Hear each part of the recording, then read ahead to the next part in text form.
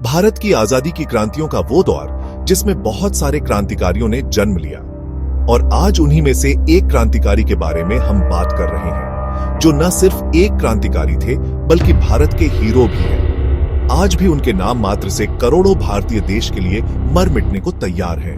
नमस्कार दोस्तों, स्वागत है आपका हमारे चैनल पर। आज हम बात करने वाले हैं भारत के सबसे महान क्रांतिकारियों में से एक शहीद आजम भगत सिंह के बारे में।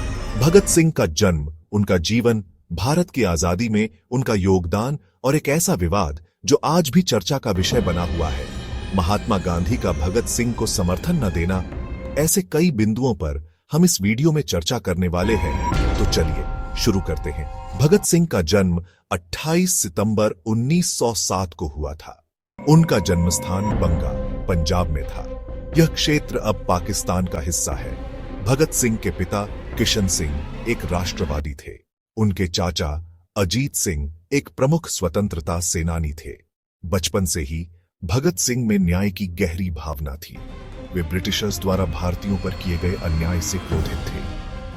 भगत सिंह के परिवार का इतिहास भारतीय स्वतंत्रता संग्राम से जुड़ा हुआ है। उनके चाचा अजीत सिंह ने सन 1907 में पगड़ी संभाल झट्टा आंदोलन शुरू किया था। यह आंदोलन अंग्रेजों के दमनकारी कृषि कानूनों के खिलाफ था। पगड़ी संभाल झट्टा आंदोलन पंजाब के इतिहास में एक महत्वपूर्ण घटना थी। उन्होंने किसानों के साथ सन 1900 के पंजाब लैंड एलियनेशन एक्ट, सन 1906 के पंजाब भूमि कॉलोनाइजेशन एक्ट और सन 1960 के दोआब एक्ट के खिलाफ आंदोलन किया। ये कानून भारतीय किसानों के नुकसान की कीमत पर ब्रिटिश कॉलोनाइजेशन को फायदा पहुंचाने के लिए बनाए गए थे। एक युवा के रूप में भगत सिंह ने ब्रिटिश शासन की क्रूरता को प्रत्यक्ष रूप से देखा। 13 अप्रैल 1919 को जलियांवाला बाग हत्याकांड हुआ, जहां ब्रिटिश सैनिकों ने निहत्थे नागरिकों पर गोलियां चलाईं। उस समय भगत सिंह की आयु मात्र 12 वर्ष के आसपास थी। जैसे ही उन्हें जलियांवाला बाग हत्याकांड की सूचना मिली, वह अपने स्कूल से 12 मील का सफर तय करके जलियांवाला बाग पहुंच गए और जलियांवाला बाग हत्याकांड ने उनकी सोच पर गहरा प्रभाव डाला। सन 1922 में जब चौरी चौरा आंदोलन में गांधी जी ने किसानों का साथ नहीं दिया तो भगत सिंह बहुत नाराज हुए थे और उनको यह समझ आ गया था कि भारत को आजादी अहिंसा के रास्ते पर चलकर नहीं मिलने वाली। और जब काकरी कांड में राम प्रसाद बिस्मिल सहित 4 क्रांतिकारियों को फांसी और 16 क्रांतिकारियों को कारावास की सजा सुनाई गई, उस समय भगत सिंह बहुत चिंतित हुए और इस घटना ने भारत की स्वतंत्रता के लिए लड़ने के उनके संकल्प को मजबूत किया। भगत सिंह 1924 में हिंदुस्तान रिपब्लिकन एसोसिएशन या HRA में शामिल हो गए। HRA एक क्रांतिकारी संगठन था जो सशस्त्र संघर्ष के माध्यम से पूर्ण स्वतंत्रता प्राप्त करने के लिए प्रतिबद्ध था। भगत सिंह की क्रांतिकारी गतिविधियां आने वाले वर्षों में और तेज हो गईं। 1928 में हिंदुस्तान रिपब्लिकन एसोसिएशन का रूपांतरण हुआ। यह हिंदुस्तान सोशलिस्ट रिपब्लिकन एसोसिएशन या HSRA बन गया। भगत सिंह ने इस वैचारिक बदलाव में महत्वपूर्ण भूमिका निभाई। भगत सिंह कभी भी किसी का खून नहीं बहाना चाहते थे, लेकिन वो वामपंथी विचारधारा से प्रभावित थे तथा कार्ल मार्क्स के सिद्धांतों से उनका गहरा ताल्लुक था और वो कभी भी पूंजीपतियों के द्वारा किसी भी मजदूर का शोषण होते हुए नहीं देखना चाहते थे और इसीलिए मजदूर विरोधी नीतियों को वह ब्रिटिश संसद में पास नहीं होने देना चाहते थे। वह ऐसा चाहते थे कि अंग्रेजों को यह पता चल जाए कि हिंदुस्तानी अब जाग चुके हैं और इन सब नीतियों का हिंदुस्तान के हृदय में बहुत ही ज्यादा आक्रोश है। ऐसा करने के लिए उन्होंने लेकिन उन्होंने पहले से यह ठाना हुआ था कि वह अपनी गिरफ्तारी दे देंगे और चाहे उसकी सजाए मौत ही क्यों ना हो। 2 साल तक जेल में रहे। जेल में भी उनका अध्ययन निरंतर जारी रहा। उनको हिंदी, उर्दू, इंग्लिश और बांग्ला भाषा आती थी। बांग्ला उन्होंने बटुकेश्वर दत्त से सीखी थी। अपनी जेल के दौरान उन्होंने कई पत्र और कई लेख लिखे जो आज भी उनके विचारों के दर्पण है। अपने पत्रों और लेखों में उन्होंने बार बार कहा कि मजदूर का शोषण करने वाला हर इंसान, चाहे वो भारतीय ही क्यों ना हो, वो उनका शत्रु है। उन्होंने जेल में अंग्रेजी में एक लेख लिखा, मैं नास्तिक क्यों हूं। साथ ही साथ में उन्होंने और उनके साथियों ने जेल में लगभग 64 दिनों का भूख हड़ताल भी किया था। उस भूख हड़ताल के दौरान उनके एक साथी यथेंद्र नाथ दास की मृत्यु भी हो गई थी। 24 अगस्त 1930 को अदालत ने भारतीय दंड संहिता की धारा के अंतर्गत भगत सिंह को अपराधी सिद्ध किया। 7 अक्टूबर 1930 को अदालत ने 68 पृष्ठों का एक निर्णय दिया, जिसमें सुखदेव भगत सिंह और राजगुरु को फांसी की सजा सुनाई गई।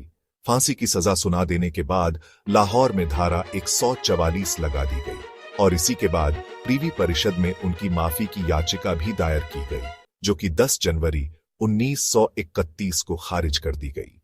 इसके बाद कांग्रेस के तत्कालीन अध्यक्ष पंडित मदन मोहन मालवीय ने वायसराय के सामने भगत सिंह की सजा माफी के लिए 14 फरवरी 1931 को अपील दायर की। इसके बाद 17 फरवरी 1931 को गांधी जी ने भगत सिंह की सजा माफ करवाने हेतु वायसराय से बात की, लेकिन लोगों के द्वारा कहा जाता है कि गांधी जी ने यह बात नरमी से की थी। अगर वो चाहते तो भगत सिंह की सजा माफ करवा सकते थे।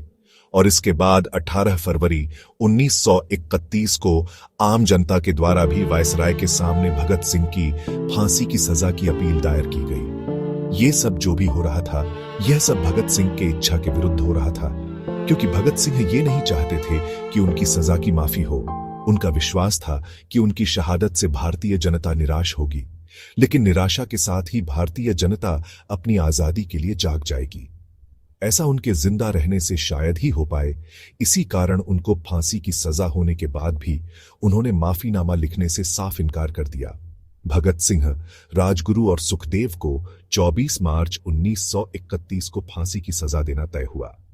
और कहा जाता है, जब जेल के अधिकारियों ने भगत सिंह को कहा कि फांसी का वक्त आ गया है, उस समय भगत सिंह लेनिन की जीवनी पढ़ रहे थे।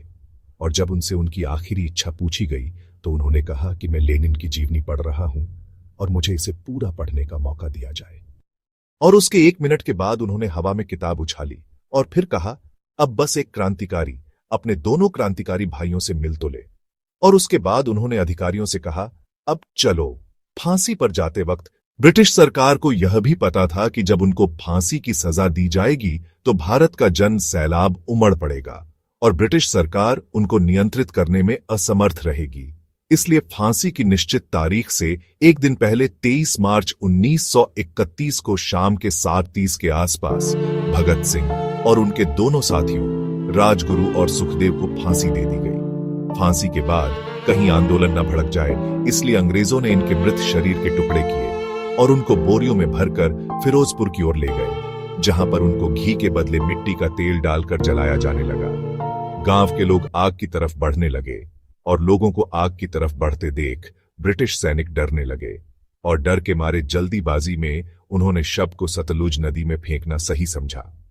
गांव वालों ने शव के टुकड़ों को इकट्ठा किया और उसका विधिवत संस्कार किया और इसी के साथ भगत सिंह, राजगुरु और सुखदेव हमेशा के लिए अमर हो गए। इसके बाद लोग अंग्रेजों के साथ साथ गांधी जी को भी भगत सिंह की मौत का जिम्मेदार समझने लगे और इसीलिए जब गांधी जी लाहौर अधिवेशन में हिस्सा लेने के लिए जा रहे थे, तब उनको काले झंडे दिखाकर उनका स्वागत किया गया। कई जगह गांधी जी पर हमला भी किया गया, किंतु वो बच गए। भगत सिंह के शौर्य का अनुमान लगा पाना तो बहुत ही मुश्किल है, लेकिन कहा जाता है कि भगत सिंह जब पहली बार चंद्रशेखर आजाद से मिले थे, उस समय उन्होंने मोमबत्ती पर हाथ रख के कसम खाई थी कि यह जिंदगी देश के नाम करूंगा, और उन्होंने अपनी कसम पूरी करके दिखाई। क्या आप कल्पना कर सकते हैं, एक इतनी बड़ी हुकूमत जिसका लगभग पूरी दुनिया पर शासन था, वो एक 23 साल के युवक से डर गई, भयभीत हो गई और उनको इस तरीके के कदम उठाने पड़े। वीडियो के अंत में आपसे सिर्फ इतना ही पूछना चाहूंगा कि क्या आपको लगता है कि आजादी हमें अहिंसा के रास्ते पर चल के मिली है, जो कि गांधी जी का सिद्धांत था, या फिर भगत सिंह, राजगुरु, सुखदेव जैसे क्रांतिकारियों के योगदान ने आजादी की नींव रखी? हम आशा और उम्मीद करते हैं कि आपको भगत सिंह, राजगुरु और सुखदेव के त्याग और बलिदान की कहानी पसंद आई होगी। ऐसी वीडियोस देखने के लिए आप हमारे चैनल विजनरी वॉइस बॉक्स को सब्सक्राइब कर सकते हैं। मिलते हैं आपसे नेक्स्ट वीडियो में। Till then, take care, bye bye.